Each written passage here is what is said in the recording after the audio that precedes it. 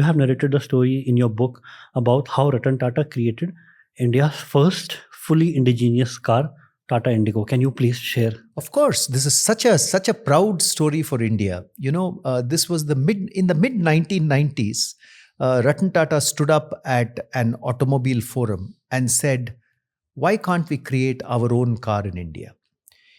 Every developed country in this world, whether it's the United States, whether it's the UK, whether it is Italy, whether it's France, whether it's Korea, whether it's Japan, have their own cars. And before that moment, India didn't have a car of its own?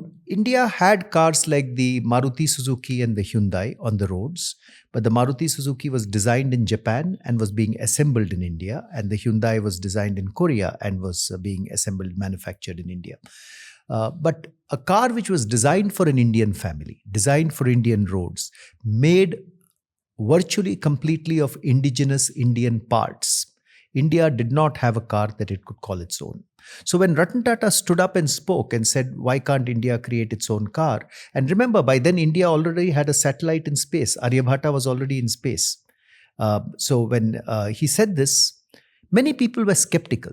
Many people said that you require a lot of technological prowess to create your own car, and India does not have the technological prowess. Which year again?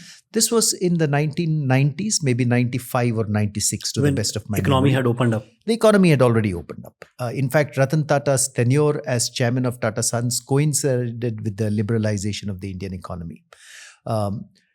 Because the rest of the industry was skeptical, he actually called for the industry to come together to make India's first own car. But when the rest of the industry was skeptical, he said, "We will go it alone in the Tata Group."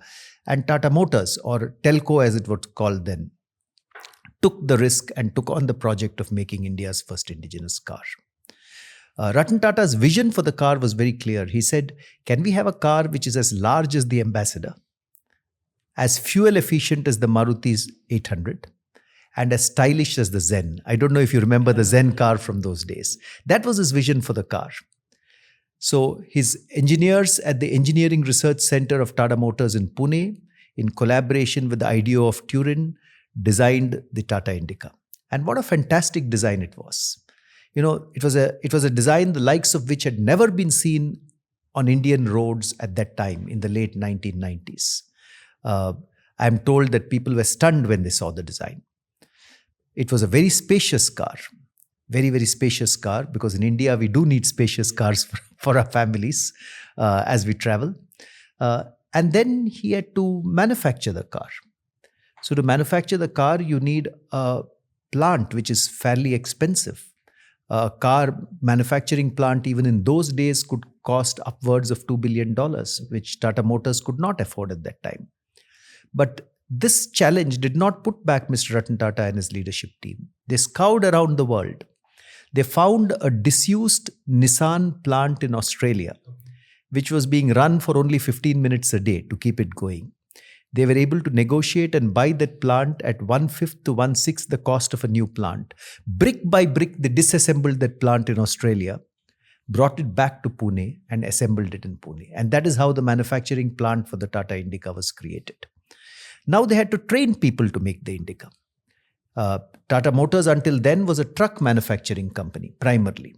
It was not into car manufacturing at all. I remember going to the Tata Motors plant at Pune and speaking to the first few people who had assembled the Tata Indica.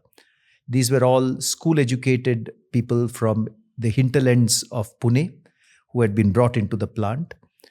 Even today, when they speak about it, they have tears of joy in their eyes. They say, we assembled India's first car. It apparently took them 8 days to assemble the first Tata Indica. These days, if you go to a Tata Motors plant, you will find a new car coming out every 40 or 50 seconds from the assembly line. But this was the first car that was made. 8 days to assemble. And sorry, go ahead. I was asking, when was the first car out in the market? So 1998 was when the Tata Indica was launched. It was driven out proudly by Mr. Ratan Tata from the Pune plant. It was launched in the market. Initially, it had some quality issues with it. Even now, people squirm when they are reminded about those quality issues. But those quality issues were fixed very quickly. Mr. Tata and his team visited distributors, visited the markets, understood what the issues were. Over the next year, those issues were fixed. And eventually the Tata Indica was relaunched as Tata Indica V2. It went on to become the fastest selling car on the face of India in the early 2000s. There are about 3,000 discrete parts which go into a car. And when the Tata Indica was launched, 97% of these parts were created indigenously. So imagine the ancillary industry that it gave rise to. Imagine the engineering excellence which the actual making of a car in India brought. People have later asked Mr. Ratan Tata, what gave you the courage to make India's first car, the Tata Indica? And Ratan Tata has said that his courage came from his trust in the young engineers of Telco, Tata Motors. And he has also said that he wanted to do something which would be inspiring for young India, which would show young India that it's often possible to do the impossible. And Ratan Tata has actually said, history may say it succeeded or history may say that it failed.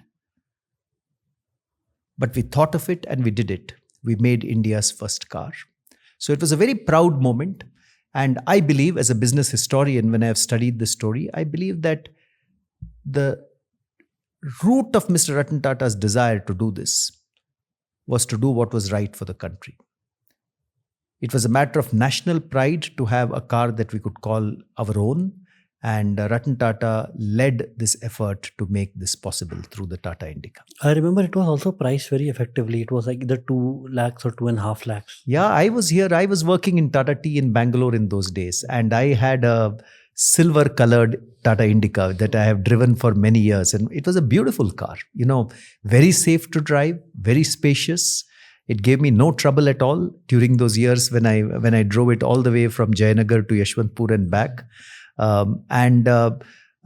It was also a matter of great pride. I remember in those initial days, a lot of people would be on the roads looking at the Indica because it looked so different from the other cars which were on the road. Today, of course, Tata Motors makes some fantastic cars. You have cars like the Tata Nexon, the Tata Punch, the Tata Harrier. In fact, this year, the Tata Punch in 2024 is the highest selling car of any model within the country, and that makes us very proud in the Tata Group. But this is the origin of where that came from. The Tata Indica, India's first ever car. What a pioneering effort it was. And this, if you see the history, it's just been 26 years. That is true. It's just been that period of time, about quarter of a century. And most car companies globally are like almost 100 years old. They would be. I think Tata Motors has made phenomenal progress. And Mr. Ratan Tata's early leadership in creating India's first indigenous car, I think was very, very inspirational for the entire country. It also created an automobile ecosystem in the western part of India.